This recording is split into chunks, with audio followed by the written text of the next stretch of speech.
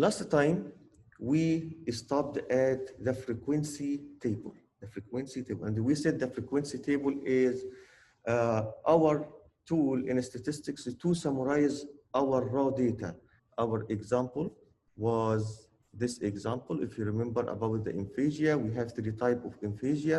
We have anomic, Brachus, and the conduction. And we have here in this table 22 adults who have emphasia. And as you can see here, we summarize them in just 3 rows, 3 categories based on the type of emphasia: anomic, Brachus, and the conduction. And we started to find the frequency, the number of people who has anomic, we have 10, number of people who have Brachus, 5, number of people who has conduction is 7. So we summarized all the 22 adult emphasias in just 3 categories, as you can see here. From this table, you can find the proportion, okay? How? Find the sum of all frequencies and divide each frequency by the sum of the frequencies, so you will have the proportion, okay? And then if you multiply the proportions by 100, you will have the percentage, okay? And we saw last time how we can do that by Excel. So last time we will continue the frequency table for quantitative data, okay? Yes, we will do this today, but before we will start this, let me go to part number 2 about the graphs, so we can see how to do graphs in Excel with the categorical data first. So if we, let me share this with you first, the Excel sheet. So as you can see here, we stopped last time at this part, okay? We have the type of emphasia in the first column. We have here our raw data. It's just one variable, as you can see here. And then we start to construct this table. First, the type of emphasia. We have anomic, Brachus, conduction, and then we found the frequency for each one of them. Then we found the proportion, and then the percentage. After that, we would like to display this information to the audience. So let's start and see what type of graphs we can do with the categorical data. So you will find this in part 2, chapter 2, part 2. As you can see here, when we talk about the categorical variables, we can use 2 graphs or 2 charts. The first one is pie chart. The second one is bar chart. So you have 2 ways you can display the frequency table. You have pie chart, and we use pie chart to display the percentage, okay? And the bar chart, and we use bar chart to display the frequency or the proportion. So we have here pie chart used for summarizing a categorical variable.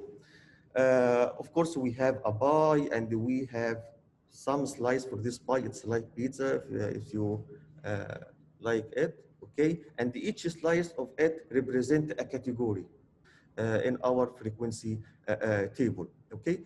And the size of each slice should be proportional to the percentage we observed from the data we have, okay? For example, as you can see here, if you remember our example about the number of shark attacks in US from 2004 to 2013, if you remember this frequency table, we have here the states, Florida, Hawaii, South Carolina, California, and we have the frequency, the proportion, and the percent.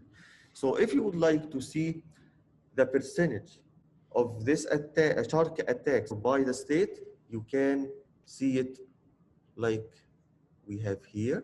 What we can see here, we have a pie, we have slices.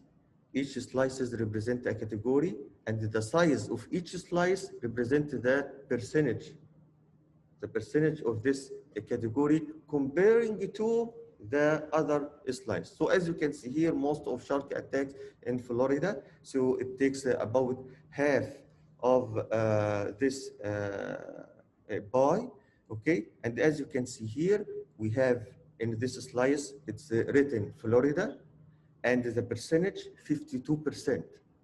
Okay. Also in Hawaii, we have 13%. South Carolina, 9%. And as so, each slice represents a category, and we display the percentage by this way. Our example, if you remember about the type of aphasia, okay? So we can display it like this. As you can see here, we have three categories: anomic, Brachus, and the conduction. And we have three slices. Each slice represents one of these categories, and we have the percentage as well. So how we can do that? Actually, you have the steps here by using Excel, okay? These are the steps, but of course, I will show you how to do this together on Excel. So first, find the frequency table. And from the frequency table, you will select the two things, the categories and the frequencies. Let me just first share with you the Excel. So we stopped at this part last time. We already have the frequency table, as you can see here. And we want to construct a pie chart to display the percentage of these three categories. So as I said to you, first select the classes and the frequencies by this way, just to highlight them like this. And then go to insert. Actually, most of the graphs we need to construct in Excel, you will find it in insert, okay? And most of the graphs you can find here in the middle. Do you see these small graphs there? Okay. These are our some statistical graph we will use in this course, okay? Which one of them is pie chart? You can see small icon here, say it's a pie, okay? If you click on it, you will find different types of pie chart you can use or to display your data. Select the first one. So you have the pie chart as you can see here. Is it completed? No, it's not complete because we still need to add what? The percentage, right?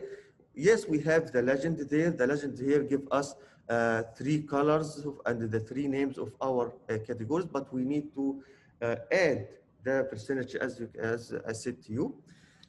If you go up, we have something we call the chart design up there, okay? Actually, if you click any empty cell outside the graph,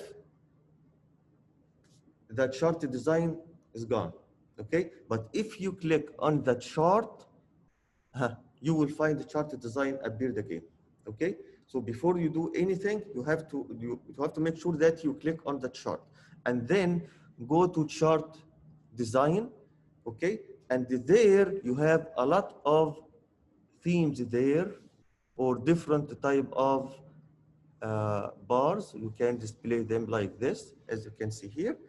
And you can select the one who has percentage and maybe nice color, nice background. Of course, you can change them with any other colors, but we will just select one of them. So if you click, for example, on this one, so you have the pie chart with a nice background, it's colored, okay? And you have the percentage for each slice, and also you have the legend says that the blue for anomic, the orange for Brachus, and the gray for conduction, as you can see here, okay? If you would like to change them, also you can select something like that. Look, this one is simple a little bit. There is a lot of colors, okay, just the two colors, but you have what? The name and the percentage of each category inside their slices, as you can see here. So something is missing in this chart is what?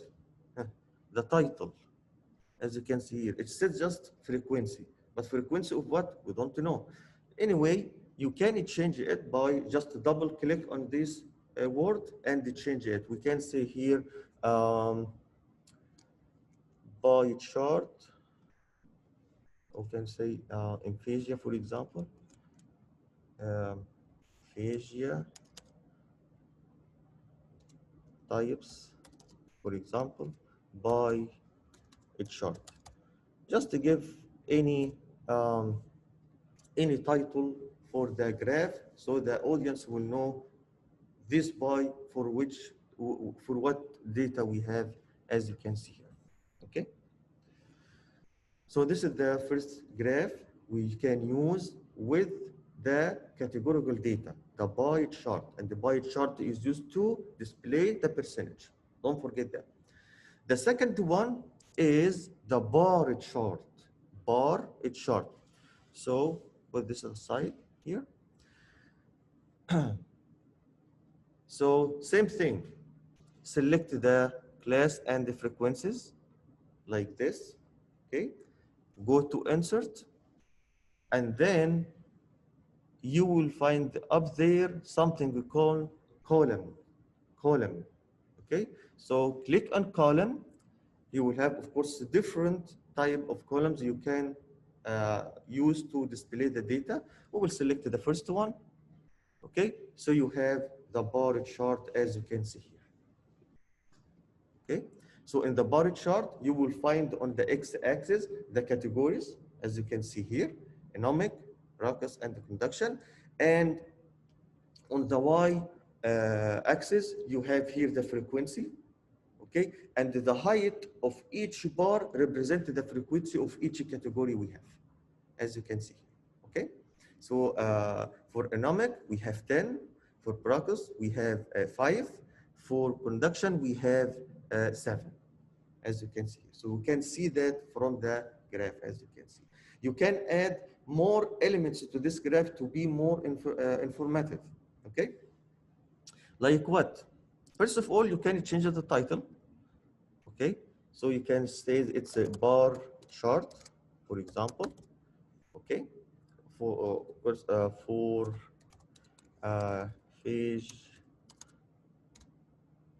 phasia, for example. Okay, this is the first thing, the title.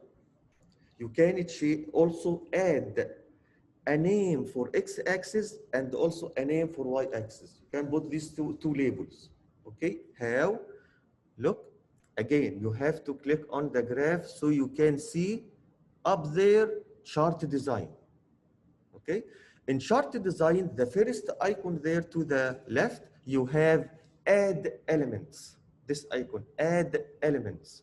If you click on add elements, you will have small menu like this, and you have a lot of elements you can choose to add or to remove from the graph. So as you can see here, we need here to add labels for the axis. So you have here axis titles. Stop on axis titles, you will have a new window. This window will represent the primary horizontal and the primary vertical. Okay, so click on primary horizontal. So now in the graph, you have a small, down there, you have a small area to write the name of our variable here. So our variable here is the type of aphasia. I think it's correct spelling, maybe. Okay, and then if you wanted to put a label for y-axis, this y-axis, of course, represent here the frequency. So you can add it as well like this. Go to add chart elements, axis titles, and then you will go to primary vertical. So you have now an area to write the name of y-axis. So you can say here frequency, or you can frequency here, of course, represent the number of people who have each type of the aphasia we have. So you can write in here the number of people for our patients. Okay, I put here frequency. Okay, and then something else you can add. You can add for above or in the middle of each bar the frequency we have. Also, it's something will be more informative, as you can see here. So if you go to add chart elements, you have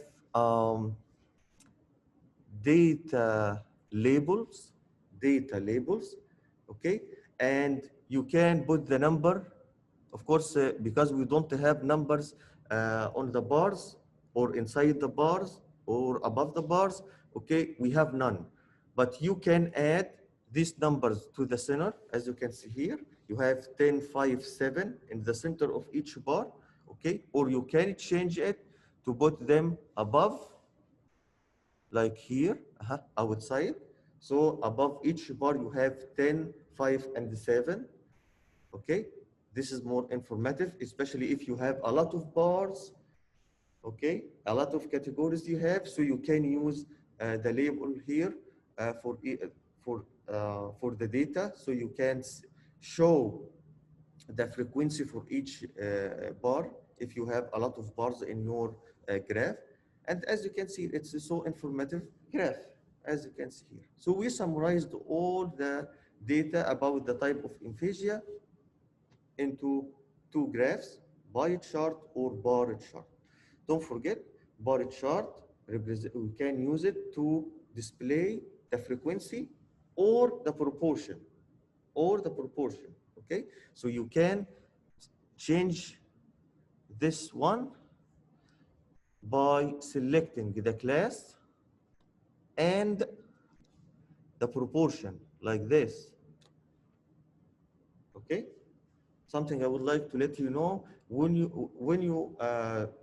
if you wanted to highlight two separate columns or cells in Excel, okay, you have to click on Control.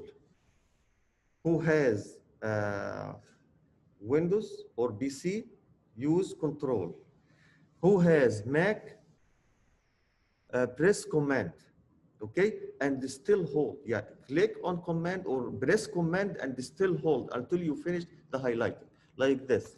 So as you can see here, first I select the classes.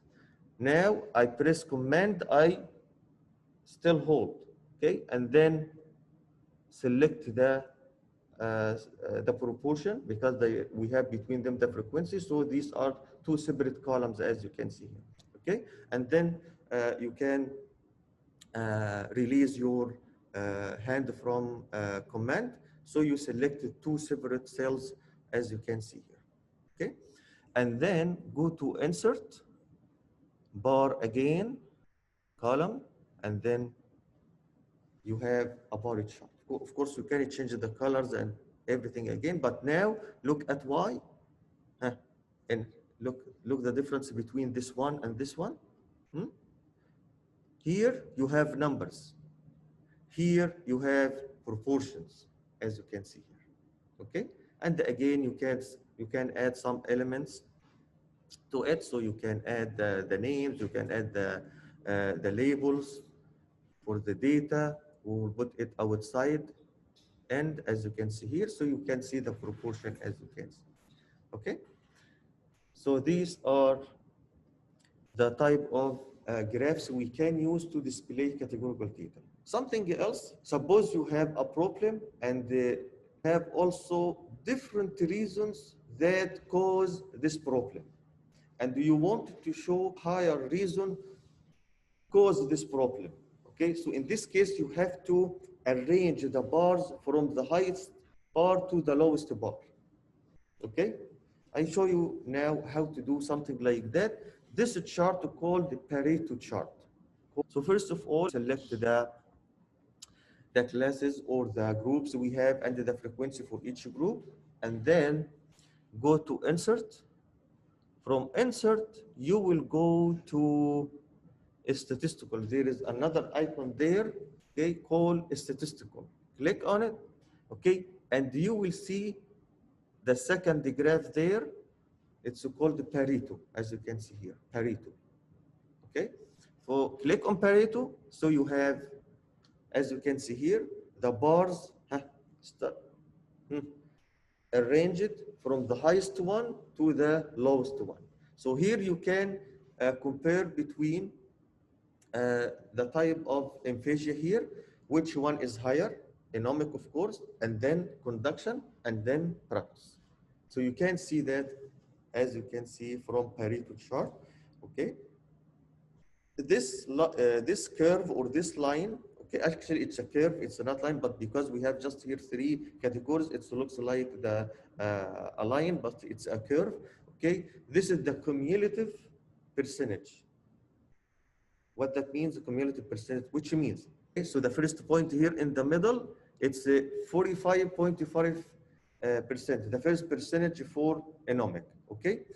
Add to it, sorry, the conduction percentage, 31.82, so it's 45 plus 31, you have 80, yes, about 80, okay? So you have here the second point there.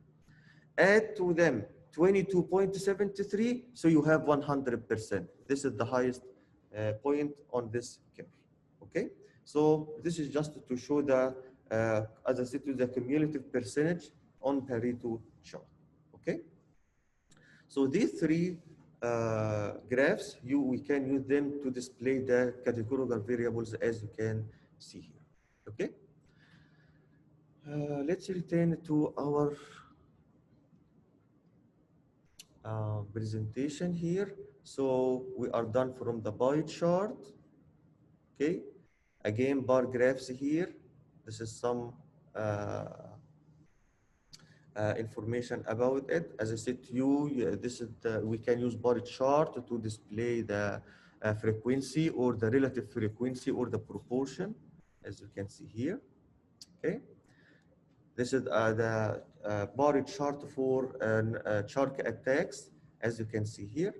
Okay, so you have the bars, you have the on the x-axis, you have the states, you have the percentage on the y axis. Okay, and you have then the height of each bar represents the percentage for each category or for each the number of the percentage of shark attacks in each category, as you can see here. Okay, and again, these are the steps of getting the bar chart by Excel. Okay, so of course you can follow these steps to find the bar chart for your data. Okay, and here this one to add more elements to your chart about so this slide about how to add the titles for the x-axis and the y-axis if you would like to add data outside each bar or something like that. So you have all these steps, you can follow them at home, so you can construct a bar chart. And this is our bar chart for aphasia, as you can see here. This is Pareto chart or Pareto diagram, as you can see here for our data about aphasia.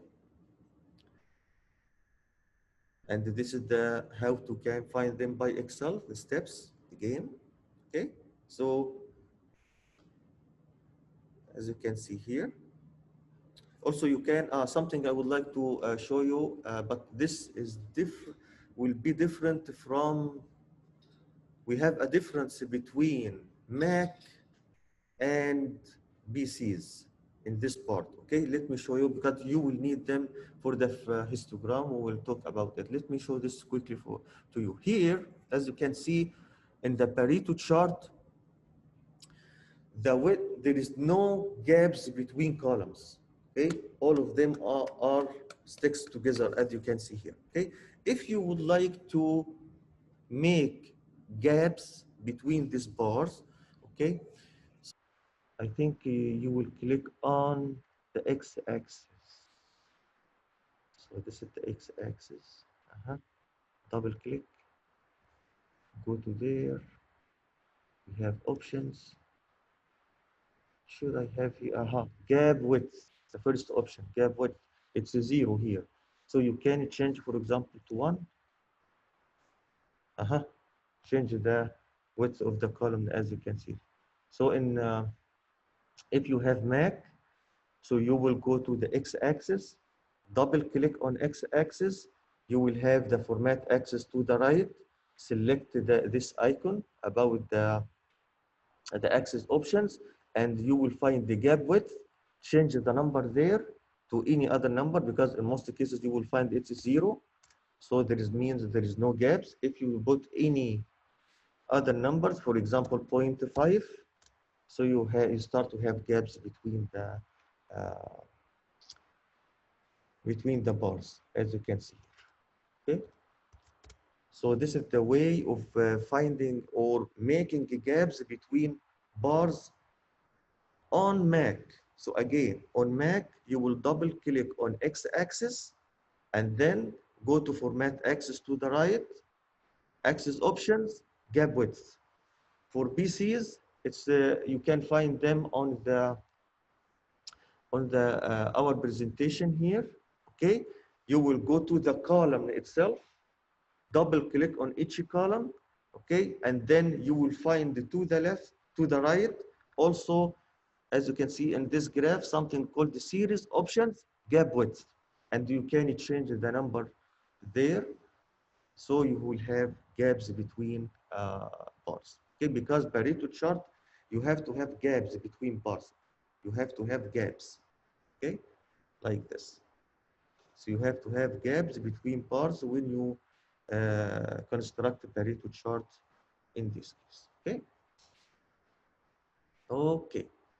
So now we will return to part one to discuss how we can find the frequency table, but this time for quantitative data, for numerical data.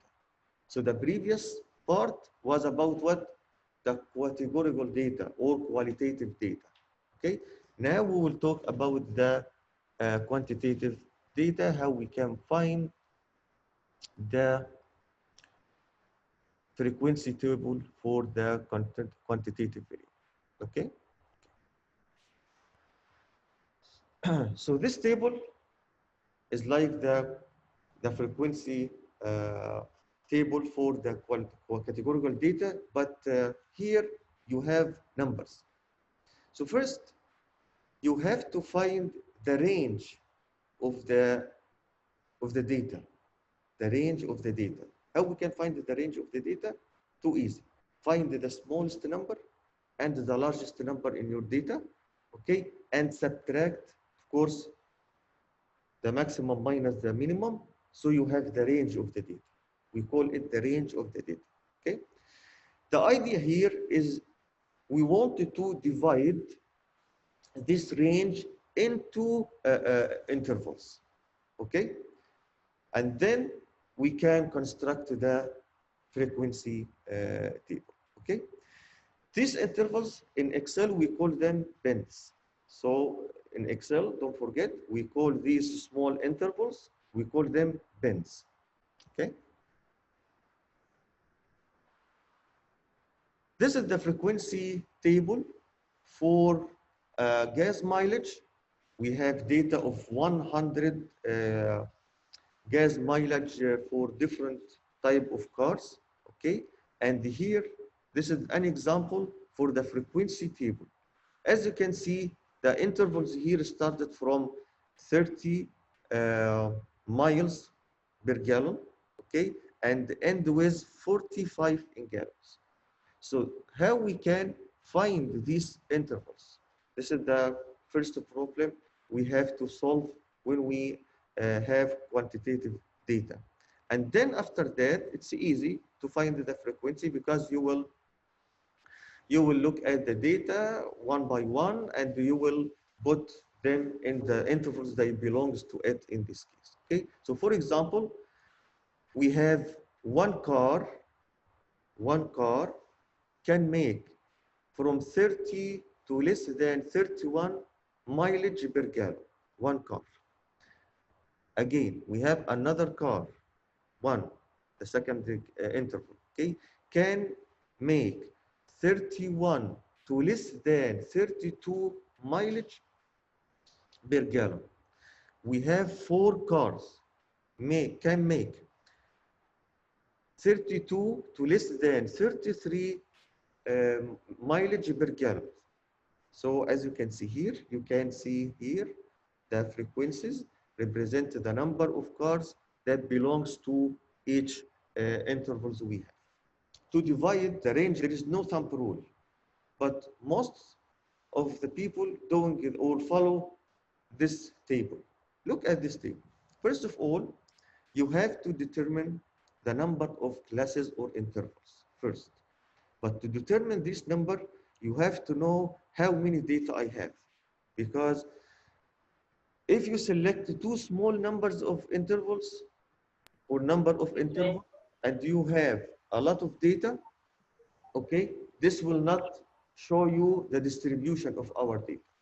And the same thing, if you have a small number of data and you select a lot number of intervals, also you will not see the distribution. So you have to compromise between the number of classes and the number of data so you can see the distribution of data, okay?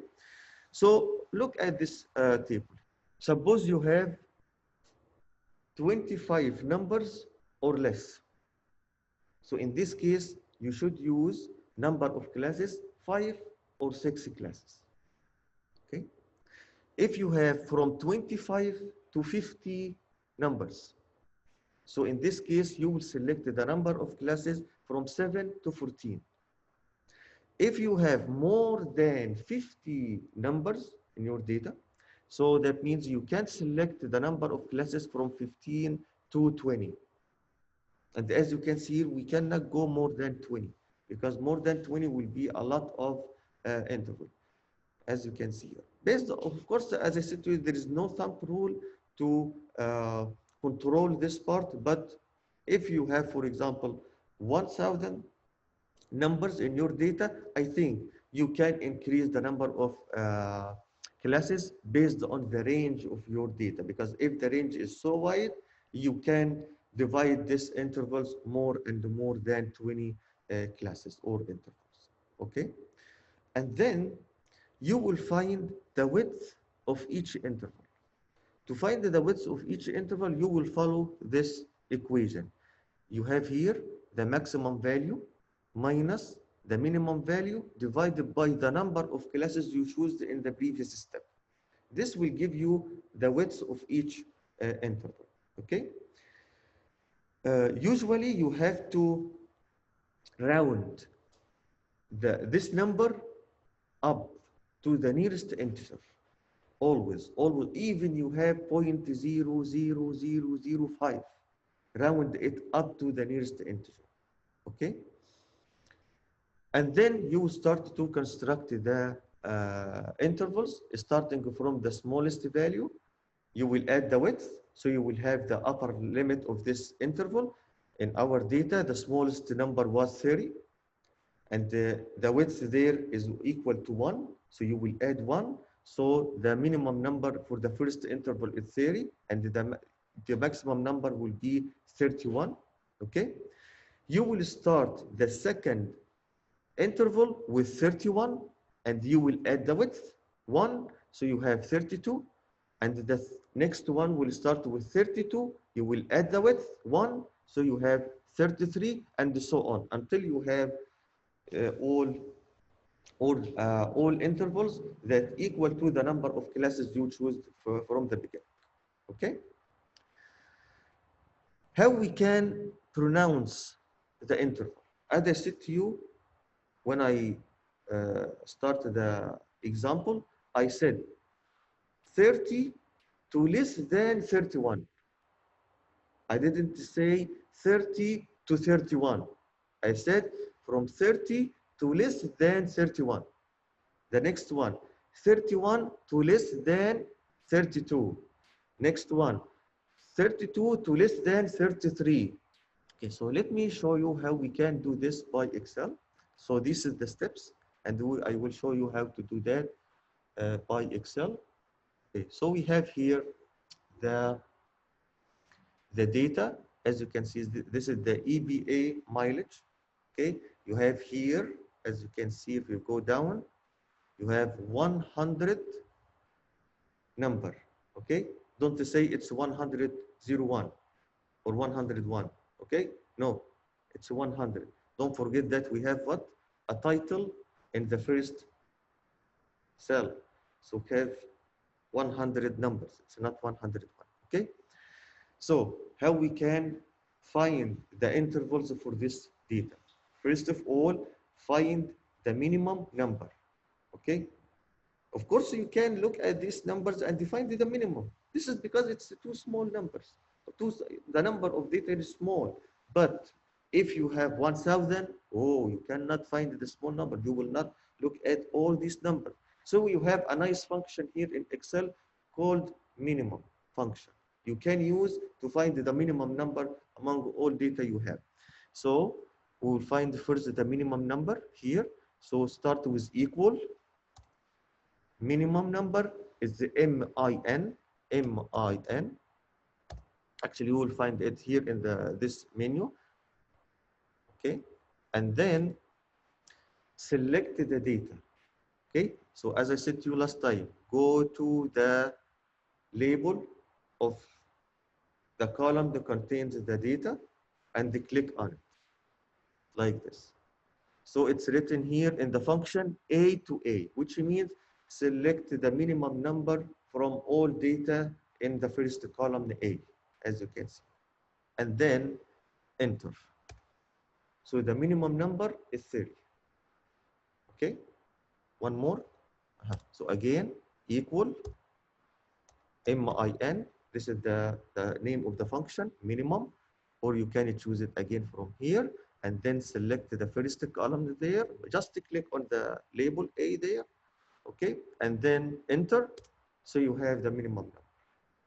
The second function is maximum number. Actually, it's like minimum number. It's equal.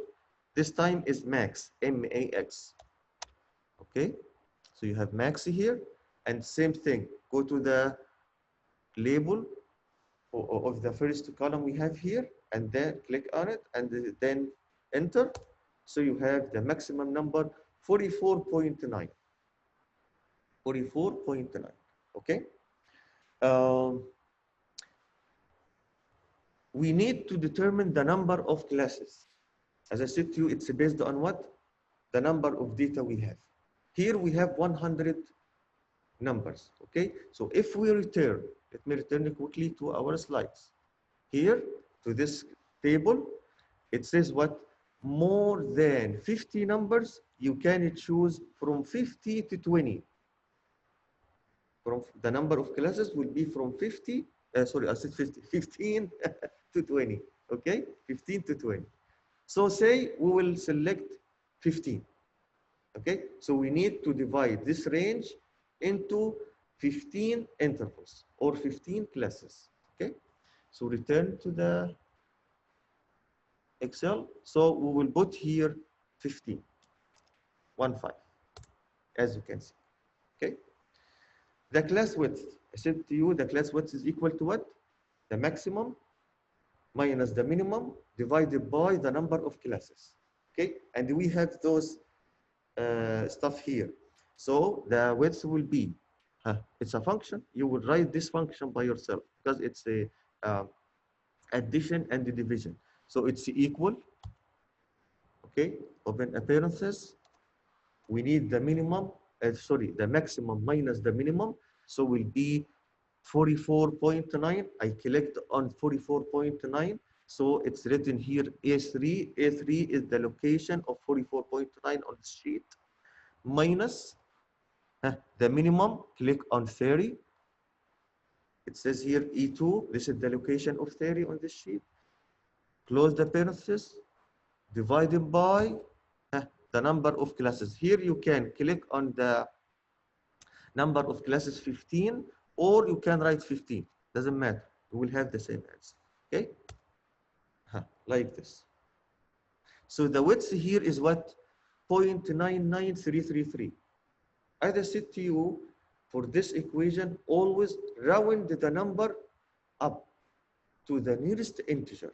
So you will have nice boundaries for your interval.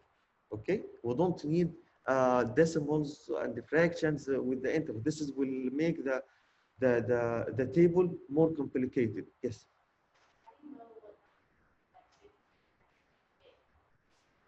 Yes. So in this example, we choose the 15. Someone can choose 20. Someone can choose 17. Okay, no problem. It's okay. Okay. So we will round this number into the nearest integer. So it will be 1. So you can put here 1. So the width of each interval will be 1. Okay? And then start to construct the intervals. We will start with the small number we have. The smallest number we have here is 30. As you can see here, I wrote here the classes or the intervals, lower and the upper. Okay, so the lower here will start with the minimum number 30. So you can type 30, as you can see here, and the upper limit will be, of course, 31. Here it's easy because we have just one, so you can add it by yourself, right? But if you have a different number and they have a lot of classes, in this case, you have to use something let you repeat this equation or can calculate the weights automatically each time. You will not do this by your head. You don't need to disturb your mind by something small like this. Okay, so in this case, you can do a function like this. It's equal, okay, to what? 30 plus 1. You can do this, okay? Or you can 30 plus and 1 here. Click on 1 here. But if you will do this, you need to lock this cell. Don't let it move, okay? So you have to put here a $sign and another $sign here. So will not move. When you copy this function to the other cells, will not move. Still have the same cell each time, okay? Or as I said to you, plus 1. So 1 here is a constant, will not change, okay? So you have the upper boundary here is 31, as you can see. So the second class will start with 31, right? 31. So don't write 31, just write equal this, because this is equal to 31, right? And then enter. So you have 31. Okay? And then this one is equal to 32. Don't forget, you in the previous cell, you put a function. You can use it. So just copy it like this. So you have 31. Sorry, 32. Okay? So if you select these two cells, okay, actually should be the first two, okay, doesn't matter here, and start to copy and paste them to the other cells like this. What happened? You have the upper limit and the lower limit, upper limit and the lower limit for all intervals. Okay, here you should have how many class or how many intervals? 15, because you selected 15, right? 15, so you should have 15. This is not 15. This is not 15 classes, okay? You need to add more, okay? Something else you have to know. The largest number has to have an interval. The largest number here is what? 44.9. There is no interval here can take 44.9. So you have to increase it, okay? So you have, I think, one more. So you will stop at 45 because the last interval can take the largest number in our data, 44.9, the maximum number we have here. So now you have the classes as you can see, okay? Next step is to find the frequency table, okay? This is just the classes, to construct the class. Next step is to find the frequency table. As I said to you in the slides, we have the presentation. You will use the upper boundaries there as bins for Excel. So Excel will know your limits for each interval, okay? Like this. So first, you will go to data. Here now we have different menu. The first menu we started with is what it was insert for graphs. For data analysis or to find the frequency or any other statistical tools we will use, you will go to data menu like this, okay? And then you will go to data analysis. If you remember our first meetings, I said you have to it's not download, but you have to appear the data analysis under the data tab because it's already there in Microsoft Excel, but you need to show it under the data menu, okay? And if you return it to our first day slides, you will find the steps how to find the data analysis there, okay? Click on data analysis. You will have, of course, a new windows. All these windows contains many statistical tools. You will select the histogram. You will select the histogram, okay? Click in histogram and then click OK. So you will have this window. In this window, you need to select three things. The first one is the data, and you will put it input range. So in input range, okay, you will go and select the data you have here. As you can see, I select them like this. I didn't click on the label of the first column.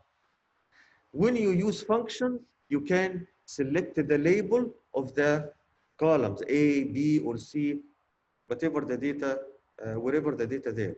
Okay, but when you use data analysis or this tool you have to select the data by yourself like this. Okay, if you clicked on the label of the column, it will give you error in this case. Okay, and then we need to put the range of the bins, and we said the bins is what is the upper boundaries in our data, and we already have them there. Okay, so you will go to the upper bins here and select them like this. Do we have labels in the first cells? Yes. Here we select ABA mileage in our data. Here we select upper, this title. So you have to click on labels. Yes, we have labels. So Excel will know that the first cell in your selection is just labels. Okay. Otherwise, of course, we have error in this case.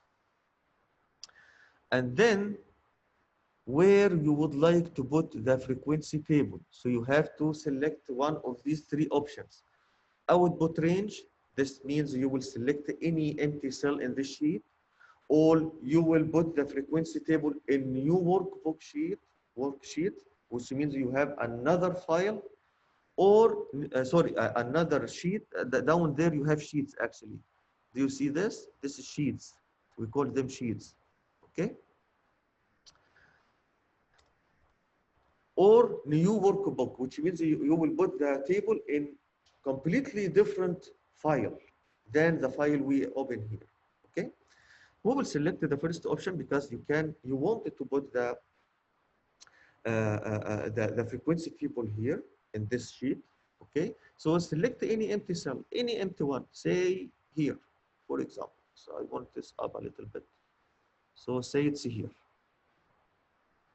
Okay. And then, okay. So you have what now? The frequency table. Okay. Is it correct? Yes, it's correct, but we need to modify it a little bit. Okay. First of all, the frequencies are correct actually. Okay. First of all, this is not the right name of the intervals. Here you change upper to interval, or the name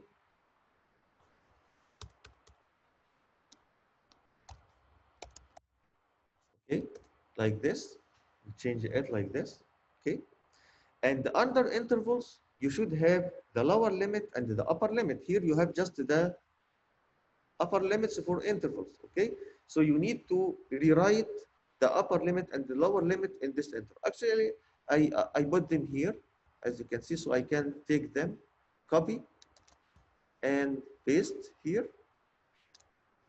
okay? Or you can type them. I just would like to don't waste time of writing them.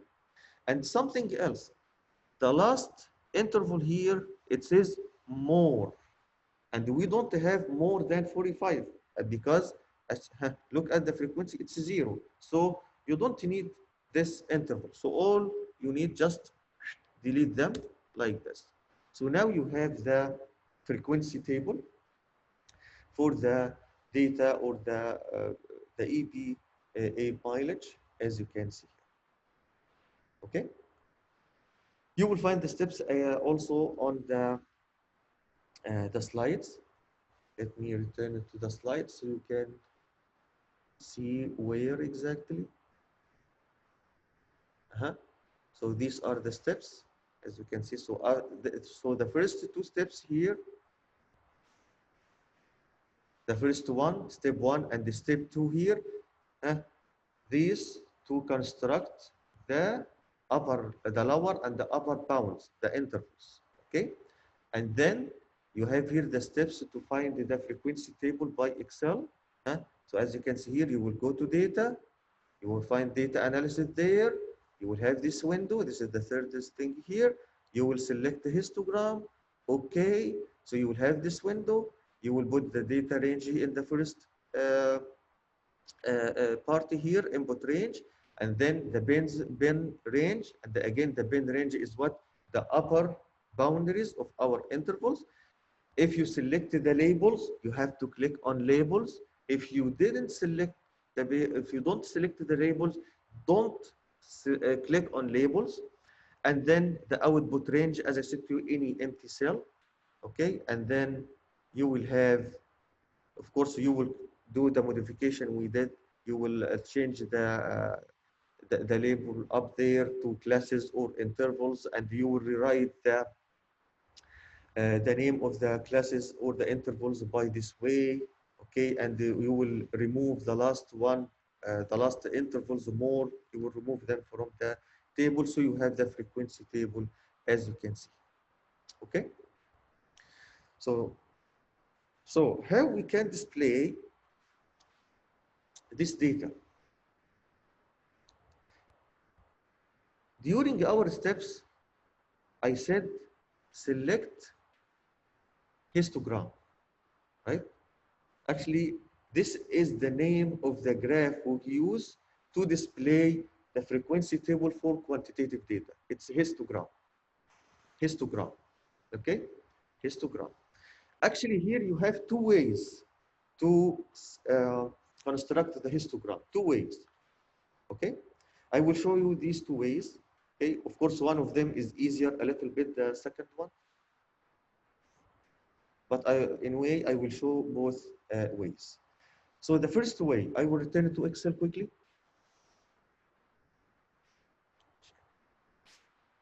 Okay. So let me repeat the histogram step, or the frequency table step, not all, just this part. So I will remove this part. Okay, you already know it now. And I will repeat the steps again. So you will go to, after you find the lower limit and the upper limit for each interval you have here. And don't forget, we use the upper limits as bins in Excel to select or to determine the cut points between the intervals. So you will go to data. Oops. What happened?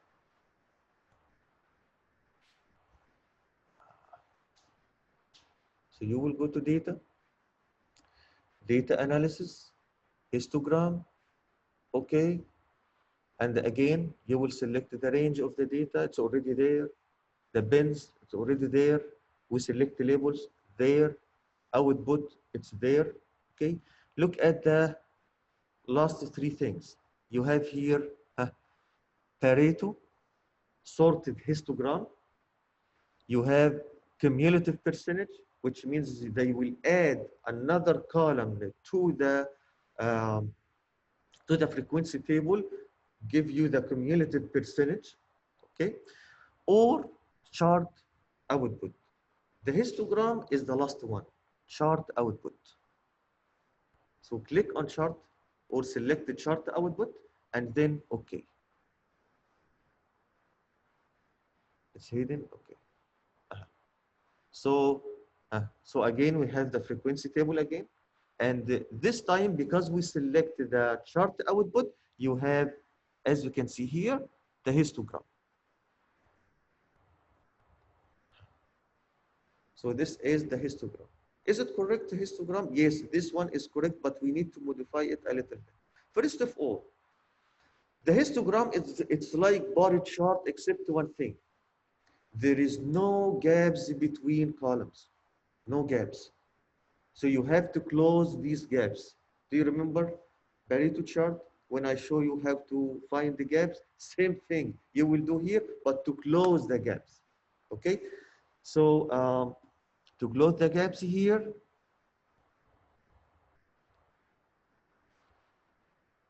so click on the x-axis. I'm talking now about who has Mac. So click on the column, so you will find there the gap width.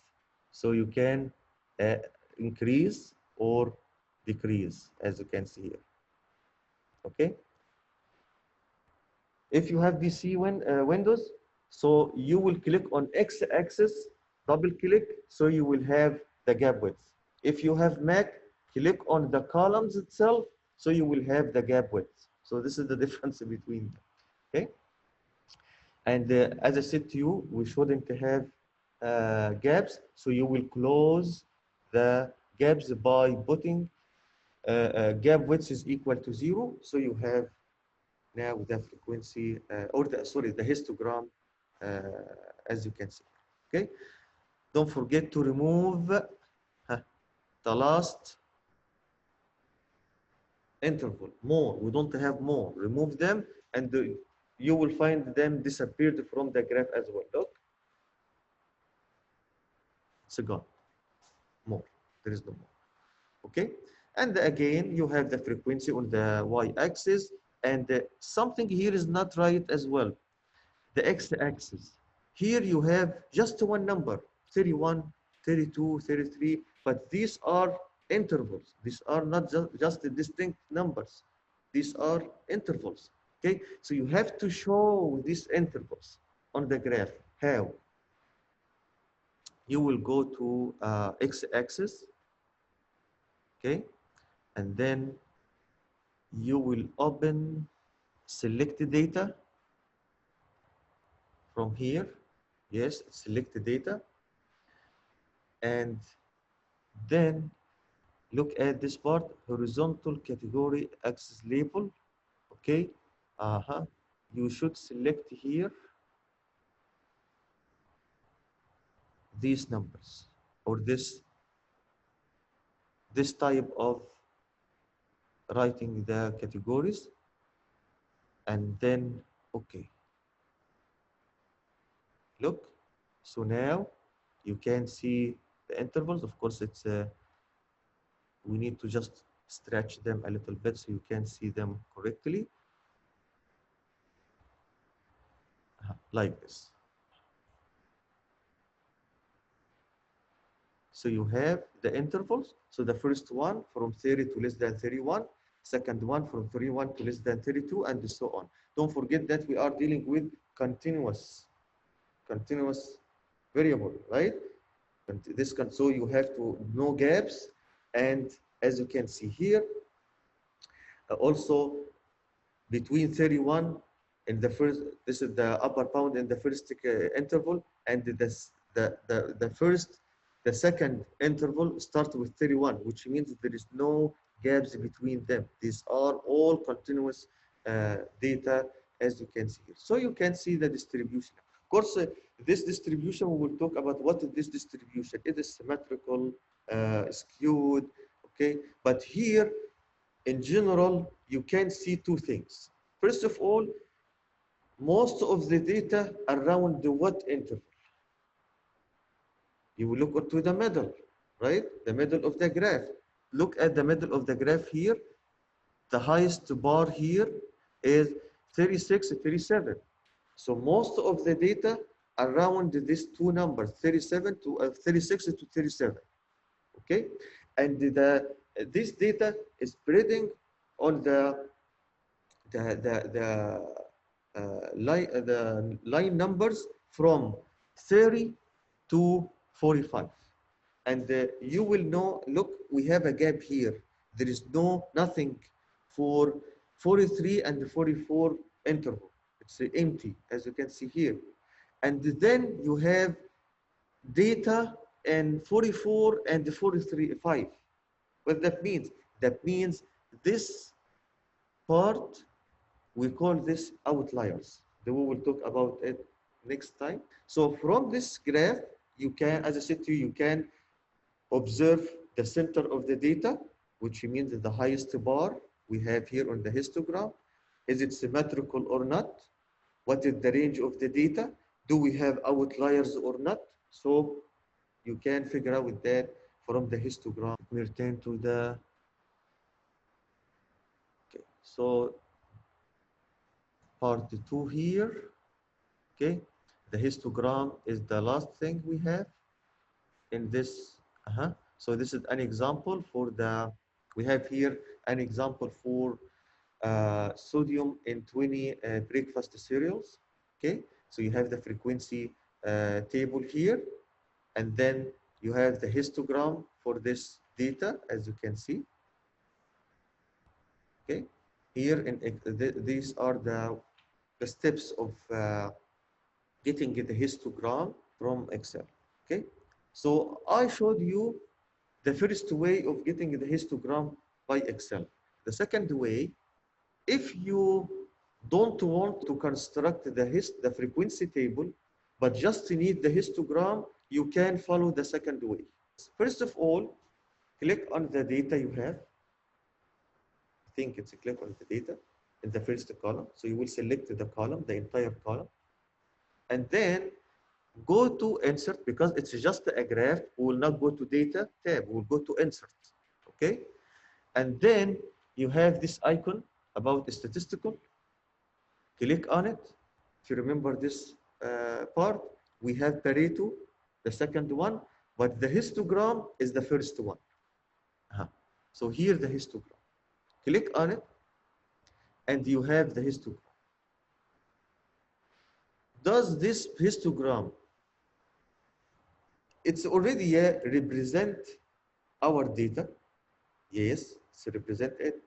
But if you already have selected the number of classes 15, you will find here the number of classes is not 15.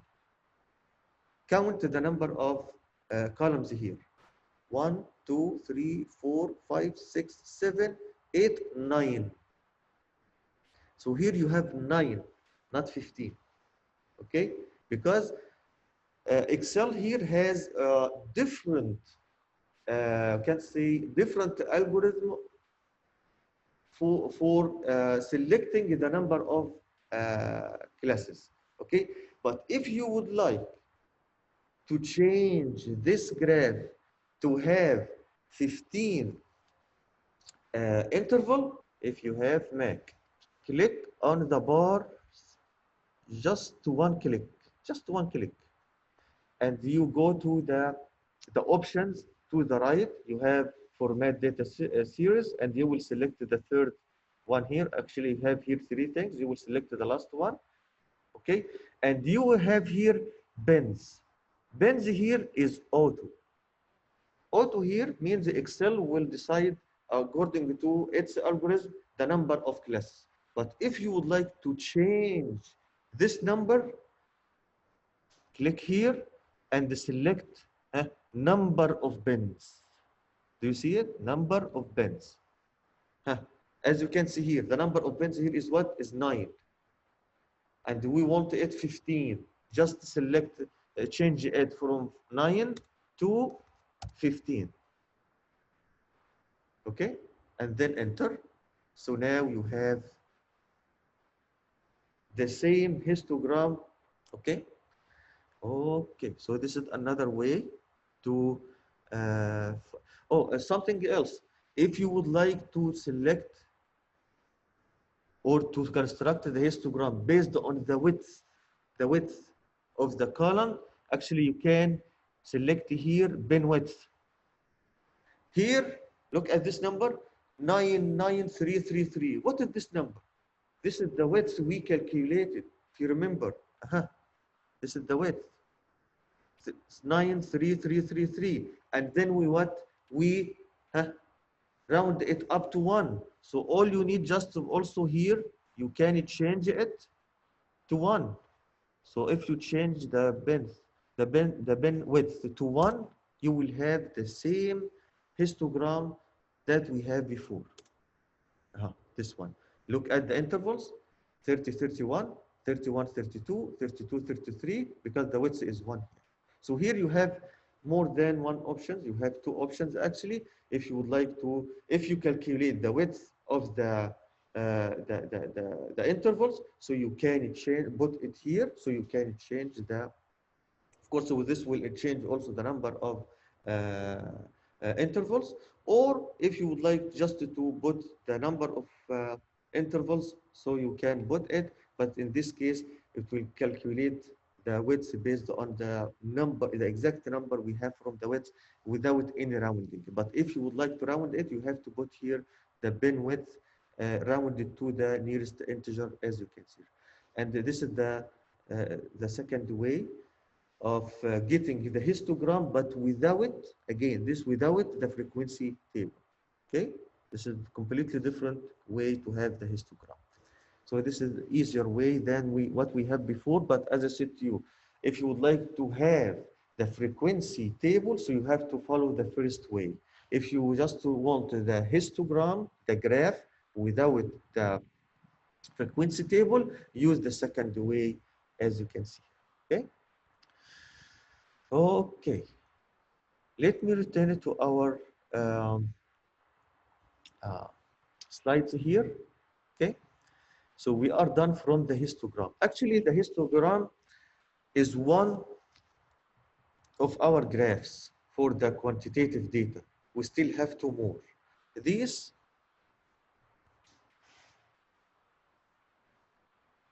so as you can see here, for quantitative data or variables, you have dot plots or a stem and leaf plot or the histogram. You already know the histogram. Okay. Now we will talk about the dot plot. So the dot plot, suppose you have, this is the data above the serial, the number, the serial in the different type of serial, as you can see here, and you would like to use dot plots to represent this data. Okay, so first of all, you will draw a line, horizontal line like this. Okay, and then you will divide this line into equal, or you will put gradual scale or equal scale of numbers on this horizontal line. Here we have 0, 50, 100, 150, 200, 250. So it's counted by 50, as you can see here. And then start to go to your table, which has the data, and put a dot on the number belongs to the number we have belongs to the line we have here. So for example, the first number here is 0. So as you can see here, 0. This one for frosted mini wheats. As you can see, this is 0. Okay. 340 raisin bran. So 340 here, 340. Okay. 70 all bran. So 70 is here. This one. So as you can see, you will put dots, as you can see here. Okay, if you have repeated numbers like we have here, for example, um, repeated number,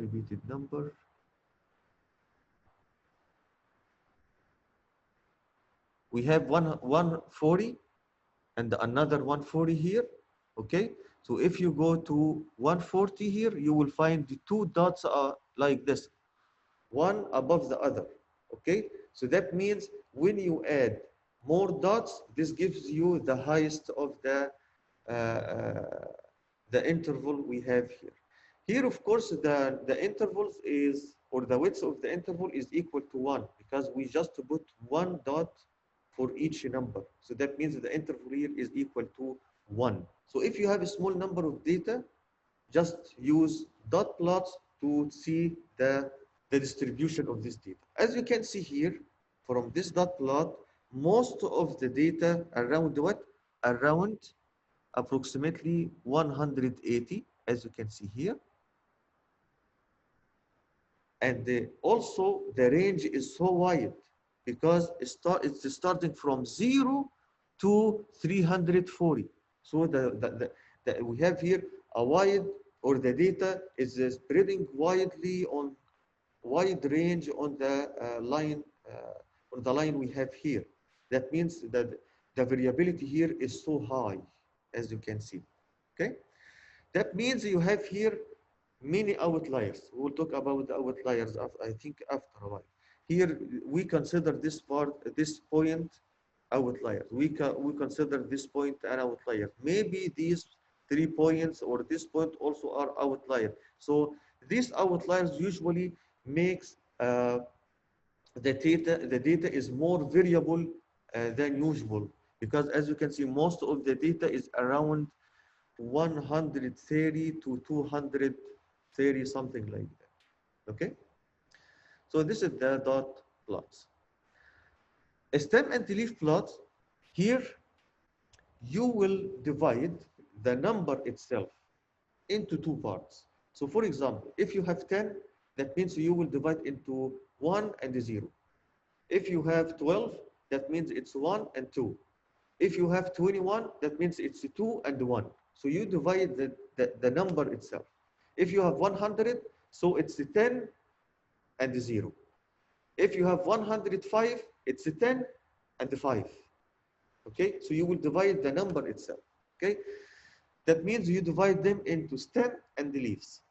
Okay, and then you will place the stems in a column. As you can see here, you have 7, 8, 9.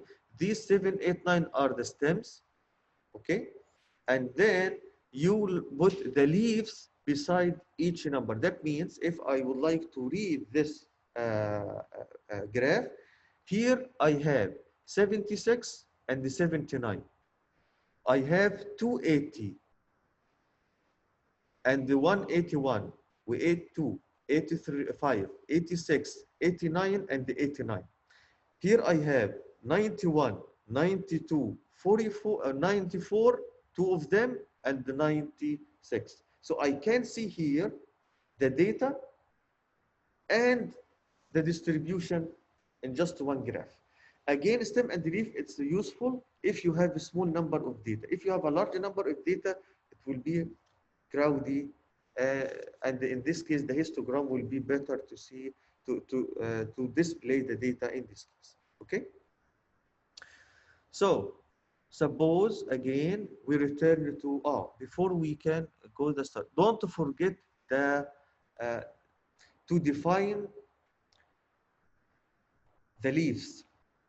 Is it for ones, for tens, for what? So you have to define the leaves in your graphs. So if we return to our example about the Environmental Protection Agency, EPA, performed this extension testing. As you can see, this is our data. We have the 100 cars, as you can see here. And then we wanted to construct the stem and leaf plot. Here you can divide the data based on the decimals we have here. As you can see, we have 0.3, 0.7, 0.5, 0.2. Okay, so you can have them as leaves, and the stems are, we have here the smallest number. I think it's yeah, it's 30, and the maximum number is 44. Okay, so you can divide or find these stems based on these stuff. So it will be 30, 31, 32, 33 until 44 in this. So you can divide the number as you can see here. First of all, the leaf unit is 0.1, which means all numbers after the decimal point will be our leaves. And we have example here. For example, 31.8 will divide into 31 and 8. Okay? So as you can see here in this graph, the stems, first to find the smallest number. The smallest number is 30. The last numbers is 44.9. So you will start to put the stems 30, 31, 32, 33 until you reach 44.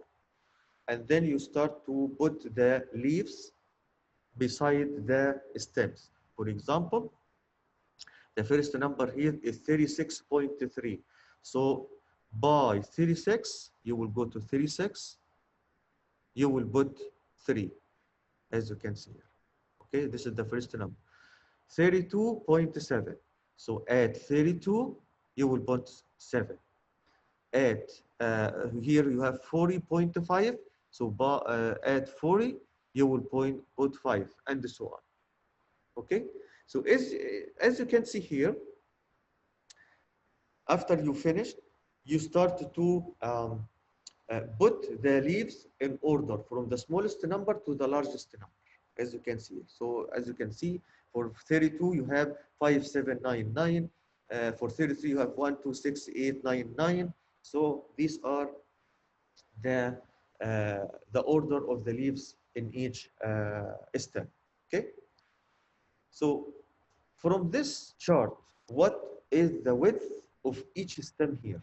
So one, yes, because you have 30, 31, 33, 32, 33. So the width is 1. That's right. Okay. Okay. The leaves here show what? Show two things. First of all, you can see the data, right? You can see the data here because you have the numbers. So for example, the first number is 30. The second number is 31.8. Next, 32.5, 32.7, right? So you can see the data on the graph. What about the length of the leaves? This is represent what? For example, at 30, you have just one number, 0. At 31, you have just one number. At 32, you have 4 numbers. At 33, you have 1, 2, 3, 4, 5, 6 numbers. So these numbers represent what? The frequency. So the first stem has just one number. Second stem has just one number. This is the frequency. Okay. Third stem have 4 numbers, right? Next stem has 6 numbers. So these are what? The frequencies. Okay. So you have the frequencies here as well. So the leaves here represent 2 things. You can see the data and the frequency. Okay? Okay. Now, try to rotate this graph like this. 45 degrees. Okay? So you can see what? The distribution of this, right? You can see the distribution. Most of the data around the highest 2 bars, right? It's about around the 36 and the 37, right? Do we have here outliers? We can say we don't have here outliers because most of the, we don't have a wide range of the data, as you can see here. So we don't have here any outliers or extreme values. Outliers means extreme values. Okay, is it symmetrical? Yes, it looks like symmetrical because we have just one peak in the middle. Okay, and just we will talk about this after a while. And the two tails. That means this data are, we call it consistent. The variable here is is not or the variation here is not high. Okay, as you can see here. Okay. Now we will talk about the first column. Huh. 1 in the first column represent the 0 we have here. How many numbers in 30? You have just one number. Okay. 2, it's the sum of the number of the numbers we have in the first stem and the second stem. So you have 2, 0 and 8, 2. Next, you have 6. Yes, these are 0 plus and the 8 and the 5 and the 7 and the 9 and the 9. So you have 1 plus 1 plus 4. So you have 6. Okay, so these are what? Huh? The cumulative frequency. This is the cumulative frequency. We call it cumulative frequency. So the first one, so the first number represent, because we just have one stem, so you have just one number in there. Okay, and then because you have 2 numbers in the first 2 stems, so you have 2. You have 6 numbers in the first 3 stems. You have 12 numbers in the first 4 stems, and so on, until you reach the middle of the graph. So you have 1, 2, 6, 12, 18, 29, 49, and stop at there. Okay, and then you will go to the other side, do the same thing. So you have 1 at 44, you have just one number, 9. There is no number at 43, so you still have 1. Okay, and then you have 2 numbers for 42, 43, and 44. So you have 2 numbers now, and then 3 numbers on 41 plus the 2 numbers before it, so you have 5, and so on.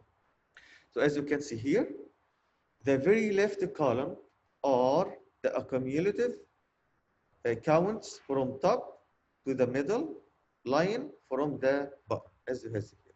Okay, and which graph we should use when we have data. Okay, so this is our guideline. So dot plot and the stem and the leaf plot more useful for a small data sets. So if you have a small number of data, you can use them. Okay, so data values are retained there because you can see the numbers. But the histogram is useful or more useful if you have large number of data, 1,000 or more than or maybe 500 is also considered a high number of data. The difference between the stem and the leaf, the histogram is one thing. In the stem and the leaf, you can see the data on the graph, but the histogram you can see just what the intervals, because most of the data are in, you can find them in the intervals. They are compacted there. Okay, so it's a more compacted display, and of course it's more flexibility in defining intervals, as you can see here. Okay, so this is the way of choosing the appropriate graph for our data.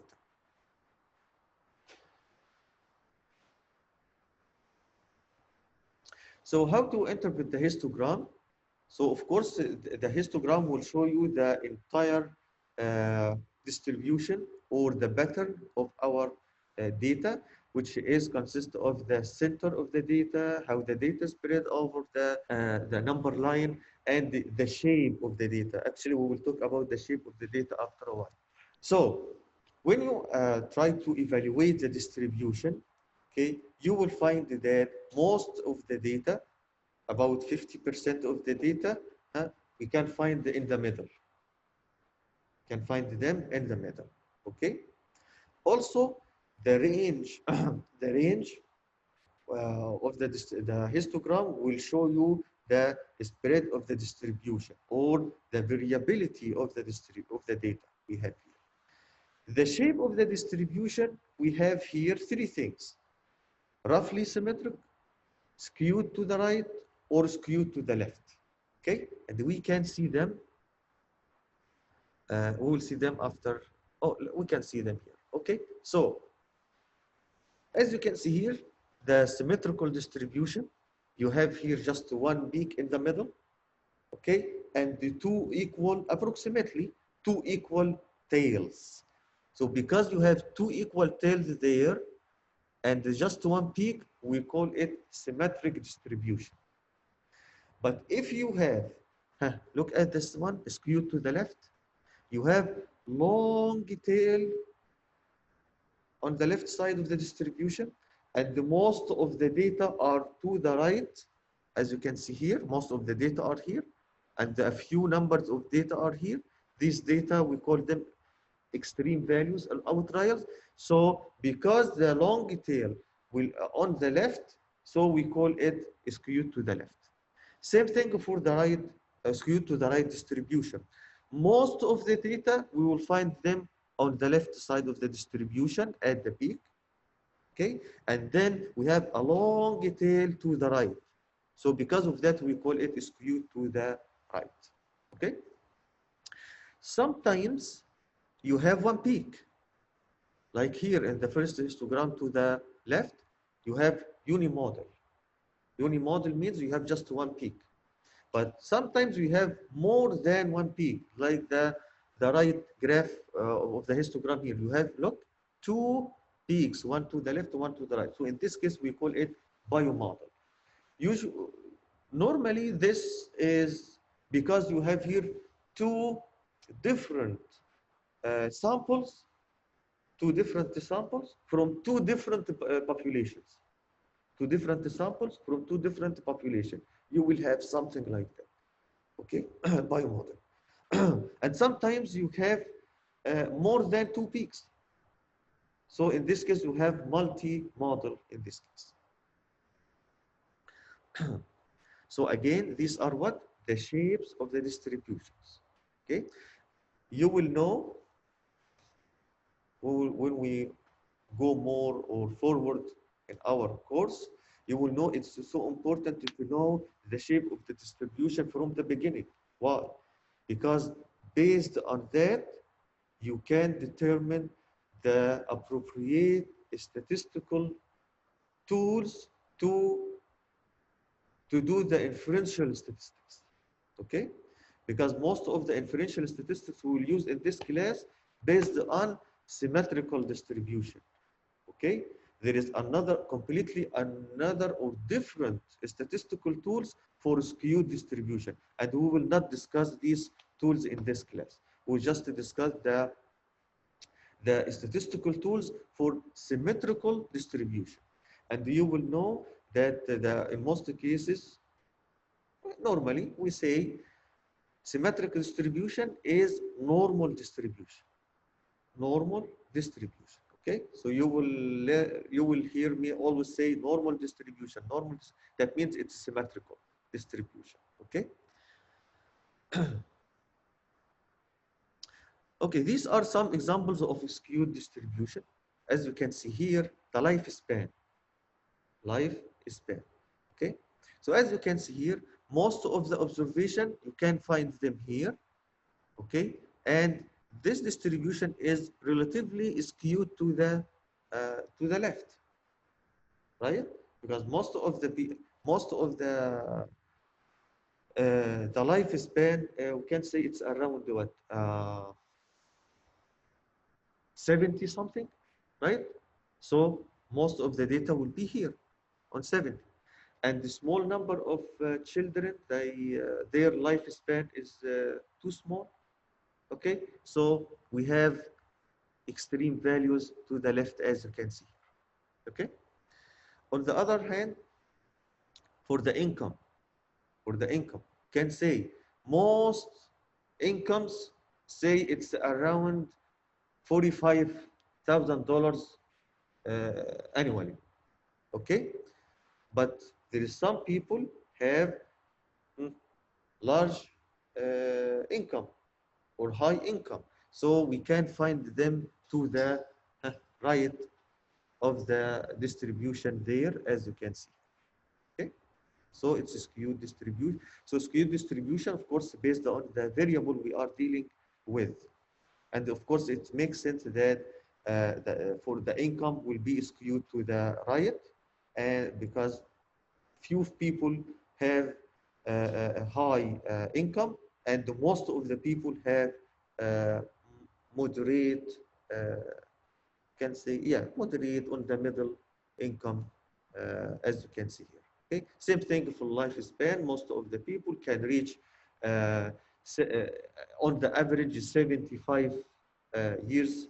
Okay, some of them maybe more than this, and a lot of or the lifespan of babies is, or small kids, young kids, then lifespan will be too small, so it's skewed to the left, as you can see.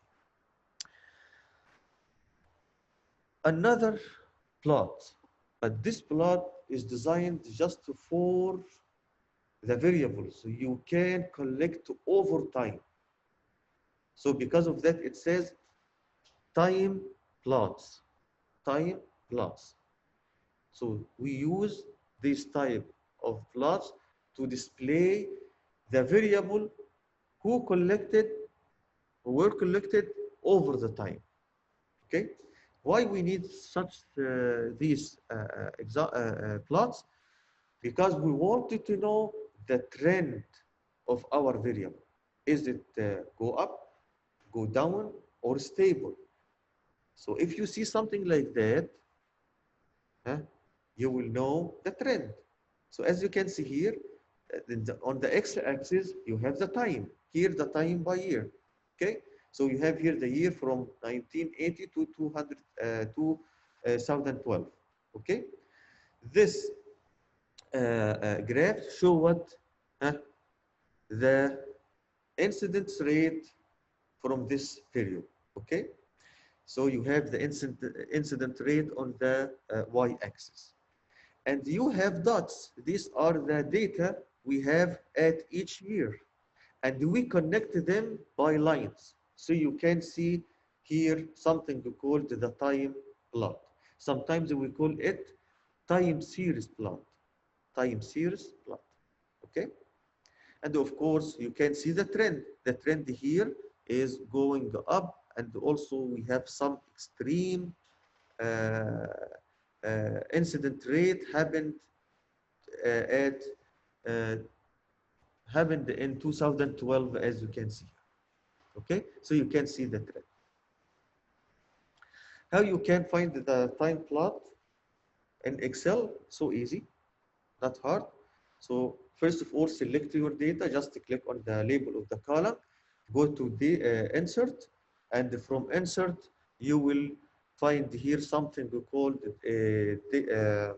line graphs, and select the first one. So you have the time plot. So it's not hard.